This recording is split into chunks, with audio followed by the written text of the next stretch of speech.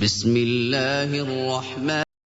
അസ്സലാമു അലൈക്കും വറഹ്മത്തുള്ളാഹി വബറകാതുഹു.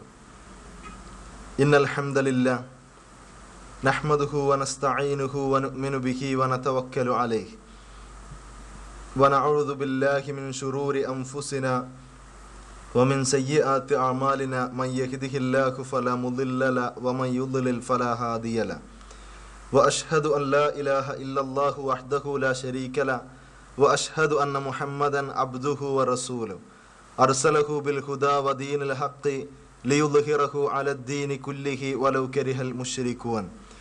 യാ അയ്യുഹല്ലദീന ആമനു തഖുല്ലാഹ ഹഖ്ക തുഖാതിഹി വലാ തമൂതുന്ന ഇല്ലാ വഅൻതും മുസ്ലിമൂൻ. യാ അയ്യുഹന്നാസു തഖൂ റബ്ബക്കുമുല്ലദീ ഖലഖകും മിൻ നഫ്സിൻ വാഹിദ വഖലഖ മിൻഹാ സൗജഹാ വബസ്സ മിൻഹുമാ റിജാലൻ കസീറൻ വനിസാഅ വത്തഖുല്ലാഹല്ലദീ തസാഅലൂന ബിഹി വൽഅർഹാം ഇന്നല്ലാഹ കാന അലൈക്കും റഖീബ.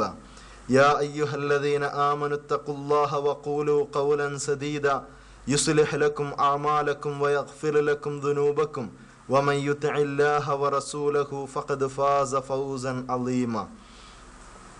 അമ്മാ ബഅദു ഫഇന്ന ഖൈറൽ ഹദീസ് കിതാബുല്ലാഹ് വഖൈറൽ ഹദീ ഹദീ മുഹമ്മദിൻ സ്വല്ലല്ലാഹു അലൈഹി വസല്ലം വശർറൽ ഉമൂരി മുഹ്ദസാതുഹാ വകുല്ല മുഹ്ദസത്തിൻ ബിദ്അ വകുല്ല ബിദ്അത്തിൻ ളലാല വകുല്ല ളലാലത്തിൻ ഫിന്നാർ.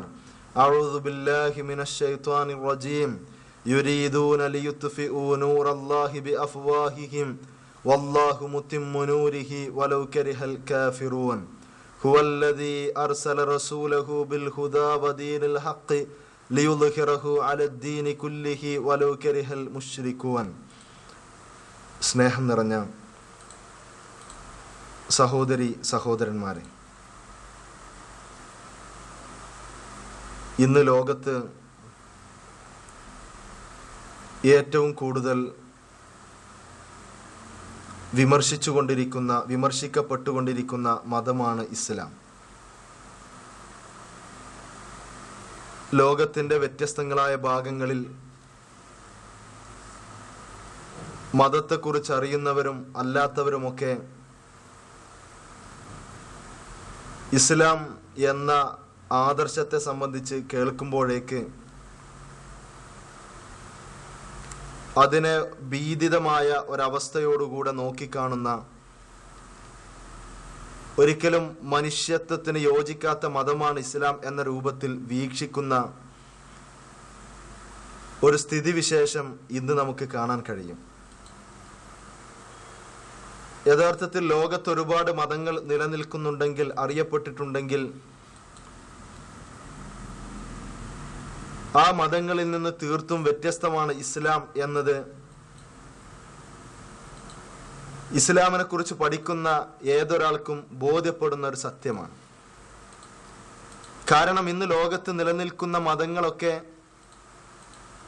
അറിയപ്പെടുന്ന ഏതെങ്കിലും സംസ്കാരത്തിൻ്റെയോ വ്യക്തിയുടെയോ സംസ്കാരത്തിൻ്റെയോ നാമവുമായി ബന്ധപ്പെട്ടാണ് ഓരോ മതങ്ങളും നിലനിൽക്കുന്നത്.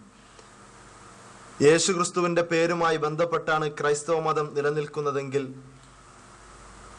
ശ്രീബുദ്ധന്റെ പേരുമായി ബന്ധപ്പെട്ടാണ് ബുദ്ധമതം അറിയപ്പെടുന്നതെങ്കിൽ, സിന്ധു നദീതട സംസ്കാരവുമായി ബന്ധപ്പെട്ടാണ് ഹൈന്ദവ മതം അറിയപ്പെടുന്നതെങ്കിൽ, സിഖ് മതവും ജൈനമതവും പാഴ്സി മതവും ഒക്കെ ഇത്തരത്തിലുള്ള വ്യത്യസ്തമായ പേരുകളിലോ വ്യക്തികളുടെ പേരുകളിലോ അല്ലെങ്കിൽ സംസ്കാരവുമായോ ബന്ധപ്പെട്ടാണ് അറിയപ്പെടുന്നത്. പക്ഷെ ഇസ്ലാം സിൽമ് എന്ന്, ശാന്തി സമാധാനം എന്നർത്ഥം വരുന്ന സിൽമ് എന്ന പദത്തിൽ നിന്നാണ് ഇസ്ലാം നിഷ്പന്നമാകുന്നത്. ഒരാൾ തൻ്റെ ജീവിതത്തെ സമ്പൂർണമായി സർവശക്തനായ തമ്പുരാനിൽ സമർപ്പിക്കുമ്പോഴാണ് അയാൾ മുസ്ലിമായി തീരുന്നത്. അതുകൊണ്ട് തന്നെ സമർപ്പണത്തിലൂടെയുള്ള സമാധാനം, ആ സമാധാനത്തെയാണ് ഇസ്ലാം എന്ന് വിളിക്കുന്നതെങ്കിൽ, ഒരാൾ തൻ്റെ ജീവിതത്തെ പൂർണ്ണമായി സർവശക്തനായ തമ്പുരാനിൽ സമർപ്പിക്കുമ്പോഴാണ് അയാൾ മുസ്ലിമായി തീരുന്നതെങ്കിൽ, ഒരിക്കലും മനുഷ്യത്വത്തിനെതിരായ മതമല്ല ഇസ്ലാം എന്നത് വിശുദ്ധ ഖുർആനും അതിൻ്റെ വിശദീകരണമായ സുന്നത്തും പഠിപ്പിക്കുന്നതാണ്. വിശുദ്ധ ഖുർആൻ ഇസ്ലാമിനെ മനുഷ്യ പ്രകൃതിയുടെ മതമായി വിശദീകരിക്കുമ്പോൾ, വിശുദ്ധ ഖുർആൻ ഇസ്ലാമിനെ ഈ പ്രപഞ്ചത്തിന്റെ മതമായി പരിചയപ്പെടുത്തുമ്പോൾ, എന്തുകൊണ്ട് ഇസ്ലാമിനെതിരെ വിമർശനങ്ങൾ ഉയർന്നു വരുന്നു എന്ന കാര്യം നമ്മൾ തീർച്ചയായും പരിശോധിക്കേണ്ടതാണ്. ഓരോ വ്യക്തികൾ അവർക്ക് ആവശ്യമായ നിയമങ്ങളും നിർദ്ദേശങ്ങളും മതത്തിൽ കടത്തിക്കൂട്ടുകയും ഇതൊക്കെ ദൈവികമായ നിയമങ്ങളാണ് എന്ന് പറഞ്ഞ് പ്രചരിപ്പിച്ച് തങ്ങളുടെ സാമ്പത്തികമായ സുസ്ഥിതി ഉറപ്പുവരുത്താൻ ശ്രമിക്കുമ്പോൾ തീർച്ചയായും അത്തരത്തിലുള്ള വചനങ്ങൾക്കെതിരിൽ, അത്തരത്തിലുള്ള ആശയങ്ങൾക്കെതിരിൽ ഇസ്ലാം എതിരാവും. അങ്ങനെ എതിരായി വരുമ്പോൾ ഓരോരുത്തരും ചെയ്യുന്ന തിന്മകൾക്കെതിരെ ഇസ്ലാം ശക്തമായി സംസാരിക്കുമ്പോൾ തിന്മയുടെ വക്താക്കൾ മുഴുവനും ഒരുമിച്ച് ചേർന്ന് ഇസ്ലാമിനെ പ്രതിക്കൂട്ടിലാക്കാൻ ശ്രമിക്കുന്ന രംഗമാണ് ഇത് നമുക്ക് കാണാൻ കഴിയുന്നത്. സത്യത്തിൽ ഈ ലോകത്തിലേക്ക് ഏതൊക്കെ പ്രവാചകന്മാർ വന്നിട്ടുണ്ടോ ആ പ്രവാചകന്മാർ മുഴുവനും പഠിപ്പിച്ച മതമാണ് ഇസ്ലാം. വിശുദ്ധ ഖുർആനിലെ 3-ാം അധ്യായം സൂറത്ത് ആലിംറാനിലെ 84-ാമത്തെ വചനത്തിലൂടെ ഖുർആൻ പറഞ്ഞത് ഖുൽ ആമന്നാ ബില്ലാഹി വമാ ഉൻസില അലൈനാ വമാ ഉൻസില അലാ ഇബ്രാഹീമ വ ഇസ്മാഈല വ ഇസ്ഹാഖ വ യഅഖൂബ വൽ അസ്ബാത്ത് വമാ ഊതിയ മൂസ വ ഈസ വൻ നബിയ്യൂന മിർ റബ്ബിഹിം ലാ നുഫർരിഖു ബൈന അഹദിൻ മിൻഹും വ നഹ്നു ലഹു മുസ്ലിമൂൻ. ഖുർആനിലെ 3-ാം അധ്യായം സൂറത്ത് ആലിംറാനിലെ 84-ാമത്തെ വചനം. നബിയെ പറയുക, അല്ലാഹുവിലും ഞങ്ങൾക്ക് അവതരിക്കപ്പെട്ടതിലും അഥവാ വിശുദ്ധ ഖുർആനിലും ഇബ്രാഹിം, ഇസ്മായിൽ, ഇസ്ഹാഖ്, യഅഖൂബ് സന്തതികൾ എന്നിവർക്ക് അവതരിക്കപ്പെട്ട ദിവ്യ സന്ദേശത്തിലും മൂസക്കും ഈസക്കും മറ്റു പ്രവാചകന്മാർക്കും തങ്ങളുടെ രക്ഷിതാവിങ്കിൽ നിന്ന് നൽകപ്പെട്ടതിലും ഞങ്ങൾ വിശ്വസിച്ചിരിക്കുന്നു. കാരണം അവരിൽ ആർക്കിടയിലും ഞങ്ങൾ ഒരു വിവേചനം കൽപ്പിക്കുന്നില്ല. കാരണം ഞങ്ങൾ മുസ്ലിങ്ങളാണ് എന്ന് വിശുദ്ധ ഖുർആൻ സൂറത്ത് ആലിംറാനിലൂടെ പറയുമ്പോൾ ഈ ലോകത്തിലേക്ക് വന്ന പ്രവാചകന്മാരെ മുഴുവനും അംഗീകരിക്കുകയും അവർക്ക് അവതരിക്കപ്പെട്ട സത്യത്തിൽ വിശ്വസിക്കുകയും അതോടൊപ്പം തന്നെ അവസാനത്തെ പ്രവാചകനായ മുഹമ്മദ് മുസ്തഫ സല്ലല്ലാഹു അലൈഹി വസല്ലം അദ്ദേഹത്തെ അംഗീകരിച്ച് ജീവിക്കുന്ന ആളുകൾ അവരെയാണ് മുസ്ലിങ്ങൾ എന്ന് പറയുന്നത്. ഈസാ നബി അലൈഹിസ്സലാമയുടെ കാലഘട്ടത്തിൽ ഈസാ നബി അലൈഹിസ്സലാമയിൽ വിശ്വസിച്ച ആളുകൾ മുസ്ലിങ്ങളാണ്. മൂസാ നബി അലൈഹിസ്സലാമയുടെ കാലഘട്ടത്തിൽ മൂസാ നബി അലൈഹിസ്സലാമയിൽ വിശ്വസിച്ച ആളുകൾ മുസ്ലിങ്ങളാണ്. ദാവൂദ് നബി അലൈഹിസ്സലാമയുടെ കാലഘട്ടത്തിൽ, ഇബ്രാഹിം നബി, അബ്രഹാം പ്രവാചകന്റെ കാലഘട്ടത്തിലൊക്കെ ആ പ്രവാചകന്മാരിൽ വിശ്വസിച്ച് അവരെ അംഗീകരിച്ച് ജീവിക്കുന്ന ആളുകൾ, ഈ ലോകത്തിന്റെ നാഥൻ ഏകനാണ് എന്ന് പ്രഖ്യാപിക്കുന്ന ആളുകൾ, പ്രഖ്യാപിച്ച ആളുകൾ അവരെല്ലാം മുസ്ലിങ്ങളാണ്. അതുകൊണ്ട് തന്നെ ഒരു പ്രവാചകന്മാർക്കിടയിലും ഒരിക്കലും ഒരു വിവേചനവും കാണിക്കാൻ പാടില്ല എന്ന് വിശുദ്ധ ഖുർആൻ പറയുമ്പോൾ തീർച്ചയായും എല്ലാ പ്രവാചകന്മാരെയും അംഗീകരിക്കണം, അംഗീകരിക്കുന്നവരാണ് മുസ്ലിങ്ങൾ എന്ന സത്യമാണ് വിശുദ്ധ ഖുർആൻ പഠിപ്പിച്ചിട്ടുള്ളത്. അതുകൊണ്ട് തന്നെ ഓരോ പ്രവാചകന്മാരും പഠിപ്പിച്ച മതമാണ് ഇസ്ലാം എങ്കിൽ ഏത് പ്രവാചകന്മാരുടെ ചരിത്രം പരിശോധിച്ചു നോക്കിയാലും ആ കാലഘട്ടങ്ങളിലൊക്കെ ഇസ്ലാമിനെ അപകീർത്തിപ്പെടുത്തുവാൻ വ്യത്യസ്ത ശക്തികൾ ശ്രമിച്ചിട്ടുണ്ട് എന്നത് ചരിത്രം നമ്മെ പഠിപ്പിക്കുന്നുണ്ട്. പ്രവാചകൻ സല്ലല്ലാഹു അലൈഹി വസല്ലമയുടെ കാലഘട്ടത്തിൽ പോലും പ്രവാചകൻ സല്ലല്ലാഹു അലൈഹി വസല്ലമയെ ശക്തമായി വിമർശിച്ചിരുന്ന ആളുകൾ അദ്ദേഹത്തിന്റെ കാലഘട്ടത്തിൽ ഉണ്ടായിരുന്നു. പ്രവാചകൻ സല്ലല്ലാഹു അലൈഹി വസല്ലം ഈ ഒരു ആദർശം പ്രഖ്യാപിക്കുന്ന സമയത്ത് തബ്ബൻ ലക് അലിഹാദ ജമാഅത്തന, മുഹമ്മദേ നിനക്ക് നാശം, ഇതിനു വേണ്ടിയാണോ നീ ഞങ്ങൾ ഒരുമിച്ച് കൂട്ടിയത് എന്ന് പറഞ്ഞുകൊണ്ട് പ്രവാചകൻ സല്ലല്ലാഹു അലൈഹി വസല്ലമയെ അദ്ദേഹത്തിന് നാശം എന്ന് പ്രഖ്യാപിച്ചുകൊണ്ട് രംഗത്ത് വന്ന അബൂലഹബിനെ പോലുള്ള ആളുകൾ പ്രവാചകൻ സല്ലല്ലാഹു അലൈഹി വസല്ലമയുടെ കാലഘട്ടത്തിൽ ഉണ്ടായിരുന്നു. അതേപോലെ തന്നെ പ്രവാചകൻ സല്ലല്ലാഹു അലൈഹി വസല്ലമക്കെതിരിൽ സുന്ദരമായി പ്രവാചകൻ സല്ലല്ലാഹു അലൈഹി വസല്ലമക്കെതിരിൽ പ്രസംഗിച്ച് നടന്ന സുഹൈൽ ഇബ്നു അംറിനെ പോലുള്ള ആളുകൾ പ്രവാചകൻ സല്ലല്ലാഹു അലൈഹി വസല്ലമയുടെ കാലഘട്ടത്തിൽ ഉണ്ടായിരുന്നു. ഏതെങ്കിലും മുസ്ലിങ്ങൾക്കെതിരിൽ യുദ്ധം ചെയ്യേണ്ട അവസ്ഥ വരുമ്പോൾ ആ സമയത്ത് ശത്രുക്കളുടെ പക്ഷം ചേർന്ന് ശത്രുക്കളെ മുഴുവനും യുദ്ധക്കളത്തിലേക്ക് വിളിച്ച സുന്ദരമായ പ്രഭാഷണ കലയിലൂടെ ശത്രുക്കളെ മുഴുവനും ഒരുമിച്ച് ചേർത്ത സുഹൈൽ ഇബ്നു അംറിനെ പോലുള്ള ആളുകൾ പ്രവാചകൻ സല്ലല്ലാഹു അലൈഹി വസല്ലം ബദർ യുദ്ധത്തിന്റെ സമയത്ത് ബന്ദികളായി 50 പേരെ പിടിച്ചപ്പോ അതിൽ 48 പേരെയും പ്രവാചകൻ സല്ലല്ലാഹു അലൈഹി വസല്ലം വെറുതെ വിട്ടപ്പോൾ ആ 48 പേരിൽ ഒരാൾ ഈ സുഹൈൽ ഇബ്നു അംർ ആയിരുന്നു. പ്രവാചകൻ സല്ലല്ലാഹു അലൈഹി വസല്ലമക്കെതിരിൽ സുന്ദരമായി പ്രസംഗിച്ച വ്യക്തി, പ്രവാചകൻ സല്ലല്ലാഹു അലൈഹി വസല്ലമയെ ഉപദ്രവിക്കാനും ആക്രമിക്കുവാനും ആളുകൾ അഴിച്ചുവിട്ട സുഹൈൽ ഇബ്നു അംർ, അദ്ദേഹത്തെയാണ് പ്രവാചകൻ സല്ലല്ലാഹു അലൈഹി വസല്ലം വെറുതെ വിട്ടത്. ആ സമയത്ത് ഉമർ ബിൻ ഖത്താബ് റളിയല്ലാഹു അൻഹു അദ്ദേഹം ചോദിച്ചു, പ്രവാചകരെ, സുഹൈലിനെ വെറുതെ വിടുകയാണെങ്കിൽ അദ്ദേഹത്തിന്റെ മുമ്പിലെ 2 പല്ല് അതൊന്ന് തട്ടിയാൽ മതി, എങ്കിൽ ഒരിക്കലും അദ്ദേഹം ഇനി നമുക്കെതിരിൽ പ്രസംഗിക്കില്ല എന്ന്. പ്രവാചകൻ സല്ലല്ലാഹു അലൈഹി വസല്ലം പറഞ്ഞു, ഉമർ നാളെ പരലോകത്ത് അംഗവൈകല്യമുള്ളവനായിക്കൊണ്ട് ഉയർത്തെഴുന്നേൽക്കുവാൻ ഞാൻ ആഗ്രഹിക്കുന്നില്ല. ഒരുപക്ഷെ താങ്കളെ സന്തോഷിപ്പിക്കുന്ന ഒരു തീരുമാനം സുഹൈൽ എടുത്തുകൂടായികയില്ലല്ലോ എന്ന് പ്രവാചകൻ സല്ലല്ലാഹു അലൈഹി വസല്ലമ ഉമർ ബിൻ ഖത്താബ് റളിയല്ലാഹു അൻഹുവിന് മറുപടി നൽകുകയാണ്. അങ്ങനെ വർഷങ്ങൾക്ക് ശേഷം സുഹൈൽ ബിൻ അംർ റളിയല്ലാഹു അൻഹു അദ്ദേഹം ഇസ്ലാം സ്വീകരിക്കുകയും പ്രവാചകൻ സല്ലല്ലാഹു അലൈഹി വസല്ലം പഠിപ്പിച്ച ആദർശത്തിനു വേണ്ടി ജീവിക്കുകയും ചെയ്ത ചരിത്രം നമുക്ക് പിന്നീട് വായിക്കാൻ കഴിഞ്ഞിട്ടുണ്ട്. ഈ അടുത്ത കാലത്ത് പോലും സ്വിറ്റ്സർലാൻഡിൽ അവിടെയുള്ള മുസ്ലിം പള്ളികൾക്കെതിരിൽ ആന്റി മിനാരറ്റ് ക്യാമ്പയിൻ എന്ന് പറഞ്ഞുകൊണ്ട് അവിടെയുള്ള മുസ്ലിം പള്ളികളെ മുഴുവനും തകർക്കുവാൻ, ഇസ്ലാം എന്ന ആശയത്തെ തുടച്ചു നീക്കുന്നതിന്റെ ഭാഗമായി മുസ്ലിം പള്ളികളെ തകർക്കുന്നതിന് വേണ്ടി പ്രത്യേകമായ ആന്റി മിനാരറ്റ് ക്യാമ്പയിൻ സംഘടിപ്പിക്കുകയും ആ ക്യാമ്പയിന്റെ അതിനുവേണ്ടിയുള്ള സംഘാടനത്തിലെ പ്രധാന പങ്ക് വഹിച്ചിരുന്ന അതിന്റെ സംഘാടകനും അതേപോലെ തന്നെ ക്രൈസ്തവ മിഷണറിയുമായിരുന്ന ഡാനിയൽ സ്ട്രീക്ക്, അദ്ദേഹം ശക്തമായി ഇതേപോലെ പള്ളികൾക്കെതിരിൽ പ്രസംഗിച്ചു. പക്ഷേ അവസാനം നമുക്ക് കാണാൻ കഴിഞ്ഞത് പ്രവാചകൻ സല്ലല്ലാഹു അലൈഹി വസല്ലമയെ സംബന്ധിച്ചും ഇസ്ലാമിനെ സംബന്ധിച്ചും അദ്ദേഹം കൃത്യമായി പഠിച്ചു കഴിഞ്ഞപ്പോൾ സ്വിറ്റ്സർലാൻഡിൽ ഇന്ന് 5ാമത്തെ പള്ളി നിർമ്മിക്കുന്ന തിരക്കിലാണ് അദ്ദേഹം. അതിന്റെ പള്ളി നിർമ്മിക്കുന്ന വ്യക്തിയായി അദ്ദേഹം മാറിയെന്ന് കേൾക്കുമ്പോൾ ഇസ്ലാമിനെ ഏത് കാലഘട്ടത്തിലും എതിർക്കാൻ ശ്രമിച്ച ആളുകൾ അവരൊക്കെ മാന്യമായ രൂപത്തിൽ ഇസ്ലാമിനെ പഠിക്കാൻ വന്നിട്ടുണ്ടോ? പഠിക്കുമ്പോഴൊക്കെ അവരുടെ ഹൃദയം വിശാലമാവുകയും ഇസ്ലാം എന്ന ആദർശം സ്വീകരിക്കുവാൻ അവരുടെ മനസ്സ് പാകപ്പെടുകയും ചെയ്തിട്ടുണ്ട് എന്നതാണ് ചരിത്രം നമ്മെ പഠിപ്പിക്കുന്നത്. എന്നാൽ ഇതേപോലെ മുസ്ലിങ്ങളെ തകർക്കണം, ഇസ്ലാം എന്ന ആശയത്തെ നശിപ്പിക്കണം എന്ന ചിന്തയോടുകൂടെ വ്യത്യസ്തമായ രൂപത്തിലും ഭാവത്തിലും രംഗപ്രവേശം ചെയ്ത ആളുകളുണ്ടായിരുന്നു. ഈസാ നബി അലൈഹിസ്സലാം പ്രബോധനം ചെയ്യുന്ന സമയത്ത് അദ്ദേഹത്തെ ഏറ്റവും കൂടുതൽ എതിർത്തിരുന്ന ഒരു ജൂതനായ വ്യക്തിയായിരുന്നു, ജൂതന്മാരുടെ നേതാവായിരുന്നു പൗലോസ്, സാവൂൾ എന്നറിയപ്പെട്ടിരുന്ന പൗലോസ്. ഈസാ നബി അലൈഹിസ്സലാമയുടെ കാലഘട്ടത്തിൽ അദ്ദേഹത്തിന്റെ ശിഷ്യന്മാർക്കെതിരിൽ പ്രവർത്തിച്ചിരുന്ന ആ പൗലോസ് ഈസാ നബി അലൈഹിസ്സലാമയ്ക്ക് ശേഷം അദ്ദേഹം രംഗപ്രവേശം ചെയ്യുകയും അങ്ങനെ തങ്ങളുടെ ഈ ഈസാ നബി അലൈഹിസ്സലാമയുടെ യേശുവിന്റെ ശിഷ്യന്മാർക്കിടയിലേക്ക് വന്ന് എനിക്ക് വെളിപാടുണ്ടായിട്ടുണ്ട് എന്നും യേശുവിനെ ഞാൻ സ്വപ്നത്തിൽ കണ്ടിട്ടുണ്ട് എന്നൊക്കെ പറഞ്ഞുകൊണ്ട് അദ്ദേഹം യേശുവിന്റെ ശിഷ്യനായി അഭിനയിക്കുകയും അങ്ങനെ ഈസാ നബി അലൈഹിസ്സലാം പഠിപ്പിക്കാത്ത ആശയങ്ങളും ആദർശങ്ങളും ഈസാ നബി അലൈഹിസ്സലാമയുടേത് എന്ന് പറഞ്ഞ് പ്രചരിപ്പിക്കുകയും ചെയ്ത ഒരവസ്ഥ നമുക്ക് ക്രൈസ്തവ ചരിത്രം പഠിക്കുമ്പോൾ നമുക്ക് ബോധ്യപ്പെടുകയാണ്.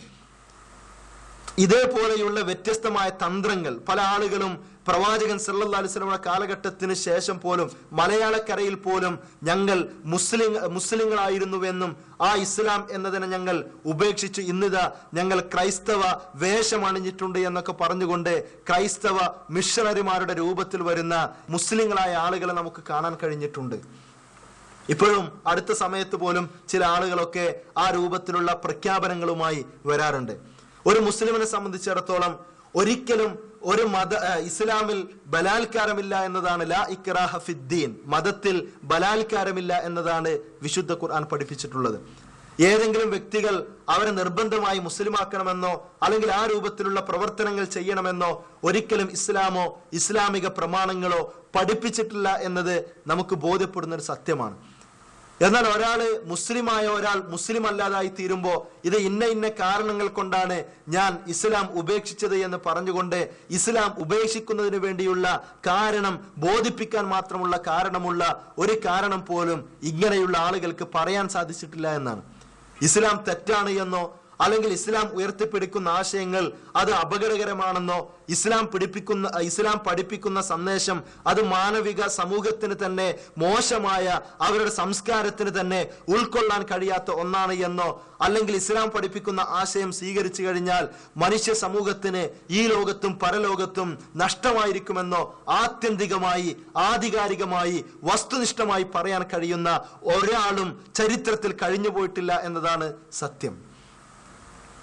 ഇപ്പൊ ഈ അടുത്ത സമയത്ത് പോലും അയാൾ മുസ്ലിം ആയിരുന്നു എന്ന് പറഞ്ഞുകൊണ്ട് രംഗത്ത് വരികയും എന്നിട്ട് ഇസ്ലാമിനെ ഉപേക്ഷിച്ച് ഇസ്ലാം അല്ല, ഇപ്പൊ ഞാനൊരു ക്രിസ്ത്യാനിയാണ് എന്ന് പറഞ്ഞ് ക്രൈസ്തവ മതം പ്രചരിപ്പിക്കുകയും ചെയ്യുന്ന മുസ്ലിം വേഷമണിഞ്ഞ് ക്രൈസ്തവതയിലേക്ക് മാറിയ ഒരു വ്യക്തിയെ നമുക്ക് കാണാൻ കഴിയും. അദ്ദേഹത്തിന് പറയാനുള്ള കാര്യം എന്താണ്? ഓരോന്നും വസ്തുനിഷ്ഠമായി നമ്മൾ പരിശോധിച്ചു നോക്കണം. അങ്ങനെ ഒരാൾക്ക് ഉൾക്കൊള്ളാൻ കഴിയാത്ത എന്തെങ്കിലും അപകടകരമായ ആശയം ഇസ്ലാമിൽ ഉണ്ടോ എന്ന് ഏതൊരാൾക്കും, ക്രിസ്ത്യാനിയാവട്ടെ, ഹൈന്ദവനാകട്ടെ, സിഖുകാരനാകട്ടെ, ബുദ്ധനാകട്ടെ, ജൈനനാകട്ടെ, ലോകത്തിന്റെ വ്യത്യസ്ത കോണുകളിൽ ജീവിക്കുന്ന മതമുള്ളവനും മതമില്ലാത്തവനുമായ ഏതൊരാളും പരിശോധിച്ചു നോക്കട്ടെ, അങ്ങനെയുള്ളൊരു കാര്യം പോലും ഇസ്ലാമിൽ ഇല്ല എന്നത് സത്യമായും അവർക്ക് ഉൾക്കൊള്ളാൻ കഴിയും.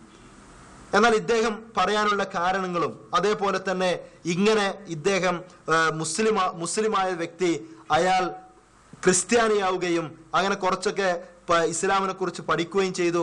ആ പഠിച്ചതിന് ശേഷമാണ് അദ്ദേഹം ക്രൈസ്തവ മതത്തിലേക്ക് ചേക്കേറിയത് എന്നാണ് അദ്ദേഹം വിശദീകരിക്കുന്നത്.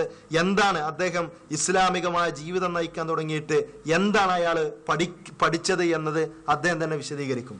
എനിക്ക് 8 വയസ്സുള്ളപ്പോൾ അവരെന്നെ ഒരു മുസ്ലിം അറബി കോളേജിലേക്ക് പറഞ്ഞു വിട്ടു. അറബി കോളേജിന്റെ പേര് കുല്ലിയത്തു ദാറുസ്സലാമിൽ ഇസ്ലാമിൽ അറബിയ. അപ്പൊ 8 വയസ്സ് പ്രായമുള്ള സമയത്ത് ഒരു അറബി കോളേജിലേക്ക് അദ്ദേഹത്തെ പറഞ്ഞയച്ചു എന്നും ആ അറബി കോളേജിന്റെ പേരുമാണ് അദ്ദേഹം വിശദീകരിച്ചത്. അറബി കോളേജ് അധികൃതരുമായി അവരാണ് ഇദ്ദേഹം അവിടെ കോളേജിൽ പഠിച്ചിട്ടുണ്ടോ എന്നുള്ളത് വിശദീകരിക്കേണ്ടത്. അത്തരത്തിലുള്ള ആളുകളുമായി നമ്മൾ സംസാരിച്ചപ്പോൾ 1-2 വർഷം ആ കോളേജ് വരാന്തയിൽ പോയി എന്നതല്ലാതെ അവിടെ നിന്ന് കാര്യമായി ഒന്നും പഠിച്ചിട്ടില്ല, കൂടുതലൊന്നും പഠിച്ചിട്ടില്ല എന്നത് ആ കോളേജിന്റെ അധികൃതർ തന്നെ വ്യക്തമാക്കിയിട്ടുണ്ട്. എന്നാൽ 8ാമത്തെ വയസ്സിൽ കോളേജിൽ പഠിച്ചു എന്നും ആ കോളേജിൽ വെച്ച്, അറബി കോളേജിൽ വെച്ച് എന്താണ് അദ്ദേഹത്തിന് പഠിക്കാൻ സാധിച്ചത്, അല്ലെങ്കിൽ ഏത് ഡിഗ്രിയാണ്, ഏതുവരെ അദ്ദേഹം പഠിച്ചു എന്നതും അദ്ദേഹം തന്നെ വിശദീകരിച്ചിട്ടുണ്ട്. 18ാമത്തെ വയസ്സിൽ എനിക്കൊരു ഡിഗ്രി കിട്ടി. ഡിഗ്രിയുടെ പേര് MFD എന്ന് പറഞ്ഞാൽ മൗലവി ഫാസിൽ ദാരിമി. 8 വയസ്സിൽ ചേരുകയും 18ാമത്തെ വയസ്സിൽ അദ്ദേഹത്തിന് ഡിഗ്രി കിട്ടി. MFD എന്നുള്ള ഡിഗ്രി കിട്ടി എന്ന് പറഞ്ഞ 10 വർഷം അയാൾ അറബി കോളേജിൽ പഠിച്ചിട്ടുണ്ട് എന്നും ആ 10 വർഷം അറബി കോളേജിൽ കൃത്യമായി പഠിക്കാൻ സാധിച്ചിട്ടുണ്ട് എന്ന് ഒരു വലിയ വായിൽ അദ്ദേഹം സംസാരിച്ചു. എന്താണ് പഠിച്ചത് എന്നുകൂടെ അദ്ദേഹം വിശദീകരിക്കട്ടെ. പഠിച്ചത് എന്താണെന്നറിയോ? ഹോളി ഖുർആൻ, ഇജ്തിമാ, സുന്നത്ത്, ഹദീസ്, മുഅക്കദ്, തഅക്കീദ്, മുജ്മൽ, എക്സെട്ര. എന്താണ് പഠിച്ചതെന്നാണ്? ഹോളി ഖുർആന്, അതേപോലെ തന്നെ സുന്നത്ത്, ഹദീസ്, മുഅക്കദ്, തഅക്കീദ്, മുജ്മൽ, എക്സെട്ര. ഈ വിഷയങ്ങളാണ് അദ്ദേഹം ആ കോളേജിൽ നിന്ന് പഠിച്ചത് എന്നാണ്. ഇത് കേൾക്കുന്ന ഒരു അറബി ഭാഷയോ അല്ലെങ്കിൽ അറബി കോളേജുമായി ബന്ധമുള്ള, അറബി കോളേജിലേക്ക് എന്തെങ്കിലും ഒരാവശ്യത്തിന് കയറിപ്പോയ ഒരാൾക്ക് പോലും അറിയാവുന്ന ഒരു കാര്യമാണ്. ഇതേപോലെ ഇത് അദ്ദേഹം എന്തൊക്കെയോ പഠിച്ചു എന്ന് വരുത്തി തീർക്കാൻ വേണ്ടി ചില കോഴ്സുകളുടെ പേര് പറയണം. അല്ലെ, ഖുർആന്, സുന്നത്ത്, ഇജ്മാ, ഖിയാസ് എന്ന് പറയുന്നത് പോലെ ഒരു സാധനം അല്ല മുഅക്കദ്, തഅക്കീദ്, മുജ്മൽ എന്നൊക്കെ പറഞ്ഞാല്. ഇപ്പൊ സാധാരണ ഒരു 10ാം ക്ലാസ് പഠിക്കുന്ന ഒരു വിദ്യാർത്ഥിയോട് ചോദിക്കാണ്, സ്കൂളിൽ ഏതൊക്കെ വിഷയങ്ങളാണ് പഠിക്കുന്നത് എന്ന് ചോദിച്ചാല് അവൻ പറയാണ്, ഞാൻ അവിടെ സോഷ്യൽ സ്റ്റഡീസ് പഠിക്കുന്നുണ്ട്, അതേപോലെ തന്നെ ബയോളജി പഠിക്കുന്നുണ്ട്, അതേപോലെ ഞാൻ അവിടെ കെമിസ്ട്രി പഠിക്കുന്നുണ്ട്, മാത്സ് പഠിക്കുന്നുണ്ട്, അതേപോലെ ഞാൻ ഗുണനം പഠിക്കുന്നുണ്ട്, ഹരണം പഠിക്കുന്നുണ്ട്, അതേപോലെ കൂട്ടാനും കുറക്കാനൊക്കെ ഞാൻ പഠിക്കുന്നുണ്ട് എന്ന് പറഞ്ഞാൽ ഈ ഗുണനവും ഹരണവും ഒക്കെ ഇതേപോലെ കെമിസ്ട്രി, ബയോളജി എന്ന് പറയുന്നത് പോലെ ഒരു വിഷയമാക്കി ആരും അവതരിപ്പിക്കാറില്ല. ഒന്നുകൂടി പറയുകയാണെങ്കിൽ ഇയാൾക്ക് പറയാം ഹോളി ഖുർആന്, സുന്നത്ത്, ഇജ്മാ, അതേപോലെ തന്നെ ഖിയാസ്, ജുംലത്ത് മുഫീദ, ഇസ്മ, ഫിഅല്, ഹർഫ് എന്നൊക്കെ പറഞ്ഞ് ഇതേപോലെ ഓരോ ഗ്രാമറിലെ, അറബിക് ഗ്രാമറിലെ ഓരോ അധ്യായങ്ങളുടെ പേര് പറയാം. ഇതൊക്കെ വലിയൊരു കോഴ്സായി അവതരിപ്പിച്ചു കഴിഞ്ഞാൽ ക്രൈസ്തവരായ ഇസ്ലാമിനെ കുറിച്ചോ അറബി ഭാഷയെക്കുറിച്ചോ ഇസ്ലാമിക സംസ്കാരത്തെ കുറിച്ചോ ഒരു വസ്തു പോലും അറിയാത്ത ആളുകൾക്ക് ഇദ്ദേഹം ഒരു വലിയ ആളായി മാറിയേക്കാം. അപ്പൊ ഇങ്ങനെ ആളുകളെ ബോധ്യപ്പെടുത്താണ് എന്തിനാണ് ഇയാള് മുസ്ലിം ആയത്, ക്രിസ്ത്യാനി ആയത് എന്നൊക്കെ നാടുകളിൽ, അദ്ദേഹത്തിന്റെ നാട്ടിൽ തന്നെ പല സംസാരങ്ങളുമുണ്ട്. നമ്മൾ ആ വശത്തിലേക്ക് കടക്കുന്നില്ല. ആർക്കും ഏത് മതവും സ്വീകരിക്കാം. പക്ഷെ ഇസ്ലാം തെറ്റാണ് എന്ന് പറയുമ്പോൾ, ഇസ്ലാം അത് ഒരിക്കലും യോജിക്കാൻ കഴിയാത്ത, ആദർശപരമായി യോജിക്കാൻ കഴിയാത്ത ഒന്നാണ് എന്ന് പറയുമ്പോൾ അത് വസ്തുനിഷ്ഠമായി തെളിയിക്കാൻ കഴിയണം. അങ്ങനെ തെളിയിക്കാൻ ഇദ്ദേഹത്തിന് സാധിച്ചിട്ടുണ്ടോ എന്നുള്ള ഒരു പരിശോധനയാണ് നമുക്ക് ആവശ്യമായിട്ടുള്ളത്. അദ്ദേഹത്തിന്റെ സംസാരം നോക്കിയാൽ അദ്ദേഹത്തിന്റെ സംസാരം മുഴുവൻ കേട്ടാൽ നമുക്കറിയാം ഇസ്ലാമിനെ കുറിച്ച് ഇത്ര 10 വർഷത്തോളം ഒരു അറബിക് കോളേജിൽ പഠിച്ചു എന്ന് പറഞ്ഞിട്ട് ഇസ്ലാമിന്റെ ബാലപാഠങ്ങൾ പോലും മുസ്ലിം സുഹൃത്തുക്കളിലെ ചെറിയ ചെറിയ കുട്ടികൾ 4ഉം 5ഉം പ്രായമുള്ള കുട്ടികൾ മദ്രസയിൽ പോയി പഠിക്കുന്ന വിവരം പോലും 10 വർഷം അറബിക് കോളേജിൽ പഠിച്ചു എന്ന് പറഞ്ഞിട്ട് അദ്ദേഹത്തിന് ലഭിച്ചിട്ടില്ല എന്നത് അദ്ദേഹത്തിന്റെ സംസാരം കേട്ടാൽ നമുക്ക് ബോധ്യപ്പെടും. ചില ഭാഗങ്ങൾ നിങ്ങളൊന്ന് ശ്രദ്ധിക്കുക. നിങ്ങൾക്കറിയോ, ഞാനൊരു മുസ്ലിം അച്ഛനായിരുന്നു. ഇതുപോലെ മുസ്ലിമീങ്ങൾക്ക് അച്ഛന്മാരുണ്ട്. ഇത് പഠിച്ചു കഴിഞ്ഞ് എന്നെ ഒരു മുസ്ലിം അച്ഛനായി ജോലി ചെയ്യാനുള്ള മെച്യൂരിറ്റി ഇല്ലാത്തത് കൊണ്ട് കണ്ണൂർ ജില്ലയിലെ ഒരു മുസ്ലിം ഇടവക പള്ളിയിൽ കൊച്ചച്ഛനായി ജോലിക്ക് വെച്ചു. കൊച്ചച്ഛന്റെ ജോലി എന്താണെന്നറിയോ? എല്ലാ വെള്ളിയാഴ്ചയും കുർബാന വല്യച്ഛൻ, പ്രസംഗം കൊച്ചച്ഛൻ. എല്ലാ വെള്ളിയാഴ്ചയും കുർബാന വല്യച്ഛൻ, പ്രസംഗം കൊച്ചച്ഛൻ. മുസ്ലിമീങ്ങളുടെ ഖുർആനിലെ എല്ലാ അധ്യായങ്ങളിലും അള്ളാഹു പറയുന്നത് ഇങ്ങനെയാണ്: വഇബാദുർ റഹ്മാനില്ലദീന യംശൂന അലൽ അർളി ഹൗനാ. ഓ മനുഷ്യരെ, നിങ്ങളെല്ലാവരും എൻ്റെ അടിമകളാണ്, ഞാൻ നിങ്ങളുടെ യജമാനനാണ്. ഞാൻ പറയുന്നത് നിങ്ങൾ അനുസരിക്കുന്നില്ലെങ്കിൽ നിങ്ങളെ ഞാൻ ശിക്ഷിക്കും. മുസ്ലിമീങ്ങൾ ദൈവത്തെ അപ്പാന്ന് വിളിക്കും. മുസ്ലിമീങ്ങൾ ദൈവത്തെ അപ്പാന്ന് വിളിക്കും. മുഹമ്മദ് നബിക്ക് 24 ഭാര്യമാരുണ്ടെന്ന് ചരിത്രകാരന്മാർ പഠിപ്പിക്കും. മുഹമ്മദ് നബി മരിച്ചുപോയാളാണ്. മദീനയിലാണ് അദ്ദേഹത്തിന്റെ കല്ലറ. എല്ലാ വർഷവും ഹജ്ജിന് പോകുന്നത് കല്ലറയിലേക്കാണ്. എല്ലാ വർഷവും ഹജ്ജിന് പോകുന്നത് കല്ലറയിലേക്കാണ്. മുഹമ്മദ് നബി രോഗം വന്ന് മരിച്ചുപോയെന്ന് ഖുർആൻ പറയുന്നു. മുഹമ്മദ് നബി രോഗം വന്ന് മരിച്ചുപോയെന്ന് ഖുർആൻ പറയുന്നു. കാരണം ഒരിക്കലും ഒരു മുസ്ലിമായ ഒരാൾക്ക് ഒരിക്കലും പറയാൻ കഴിയാത്ത, അല്ലെങ്കിൽ ഒരു മദ്രസ വിദ്യാഭ്യാസം വേണ്ട, മുസ്ലിമാണ് എന്ന് പറയുന്ന ഒരാള് അത് അയാളുടെ വീട്ടിൽ പോയിരുന്ന് പഠിക്കുന്ന വിവരമെങ്കിലും ഉണ്ടെങ്കിൽ ഇതേപോലെയുള്ള പോയത്തങ്ങൾ പറയാൻ ഒരാൾക്കും സാധിക്കില്ല എന്നുള്ളതാണ്. അല്ല, 10 വർഷം അയാൾ അറബിക് കോളേജിൽ പഠിച്ചിട്ട് അയാൾക്കൊരു മുസ്ലിം പള്ളിയിലെ മുസ്ലിം ഇടവകയിലെ ഒരു വലിയ അച്ഛനാകാനുള്ള മെച്യൂരിറ്റി ഇല്ലാത്തതുകൊണ്ട് കൊച്ചച്ഛനായി ജോലി ചെയ്യേണ്ടി വന്നു കണ്ണൂരിലെ ഒരു ഇടവകയിൽ നിന്നാണ്. 10 വർഷം പഠിച്ചിട്ട് ഒരു ഖുത്ബ നിർവഹിക്കാൻ പോലും കഴിഞ്ഞിട്ടില്ലെങ്കിൽ പിന്നെ ഇയാൾ പഠിച്ചത് എന്താണ്? ഇയാൾ പിന്നെ 10 വർഷം എന്താ പഠിച്ചത് എന്താണ്? അയാൾ പഠിച്ചത് എന്താണെന്നുള്ള അയാൾ വേറെ വിശദീകരിക്കുന്നുണ്ട്. അയാൾക്ക് ആകെ അറബി കോളേജിൽ പോയിട്ട് കിട്ടിയ വിവരം എന്താണെന്നുള്ളത് അയാൾ തന്നെ വിശദീകരിക്കുന്നുണ്ട്. പക്ഷെ നമ്മൾ ഇവിടെ ശ്രദ്ധിക്കേണ്ടത് 10 വർഷം അറബി കോളേജിൽ പഠിച്ചിട്ട് പോലും അയാൾ ഒരു പള്ളിയിൽ ഖുത്ബ നിർവഹിക്കാനുള്ള പ്രാപ്തി പോലും ഉണ്ടായില്ല എന്ന് മാത്രമല്ല, എവിടെയാണുള്ളത്? വെള്ളിയാഴ്ച പിന്നെ ഒരാൾ ഖുത്ബ നിർവഹിക്കുക, പ്രസംഗം മറ്റൊരാൾ എന്നുള്ള രൂപത്തിൽ ഏത് പള്ളിയിലാണുള്ളത്? അല്ല, 2 ഖത്തീബ് വെള്ളിയാഴ്ച ഖുത്ബ പറയുന്ന 2 പ്രഭാഷകർ, എന്നിട്ട് ഒരാൾ കുറച്ച് സമയം പറയാ, ബാക്കിയുള്ള മറ്റാളും പറയാന്നുള്ള രീതി കണ്ണൂർ ജില്ലയിലല്ല, ലോകത്തുള്ള ഏത് പള്ളിയിലാണുള്ളത്?